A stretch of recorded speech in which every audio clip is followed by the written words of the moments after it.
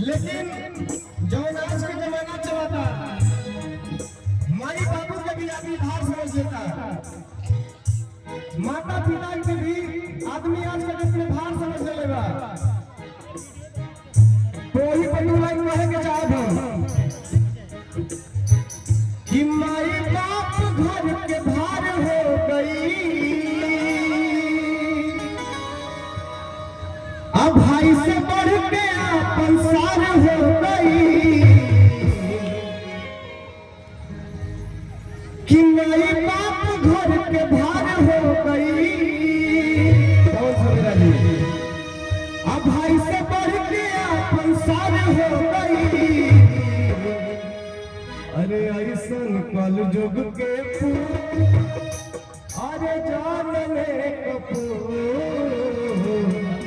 अब ससुराल हो गई। अच्छा लगा तो लगा ना? एकदम सही है कि माई बाप घर के भार हो गई।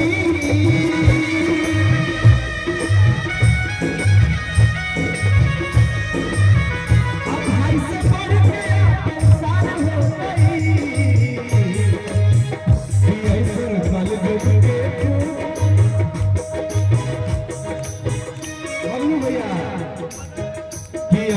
कल जुग के फूल, अरे जान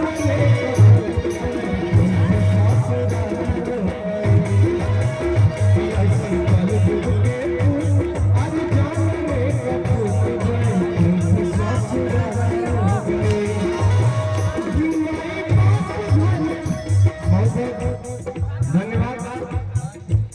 अच्छा राहुल भाई शादी में वहाँ विपिन भैया के एंगेजमेंट में अच्छा बार बार सारा कोई मिलेगा। अभी 5 फरवरी को इधर चले गए कि मेरे बाप घर के भार हो गई, भाई से बढ़ के अपन सार हो गई। ऐसे कल जुग के फूल, अरे जान मेरे कपूर, ससुराल हो गई।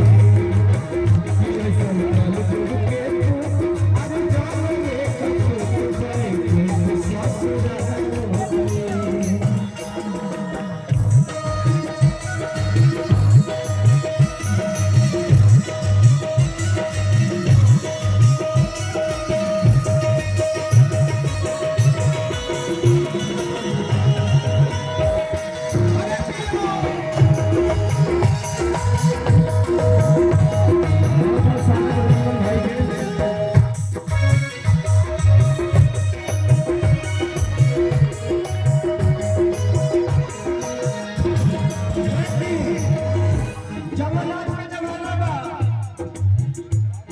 घर में माई बाबू को भले खर्चे बंद हो जाओ, लेकिन पावन लोग जो कमा बन जाए उनका तो भगवान बा।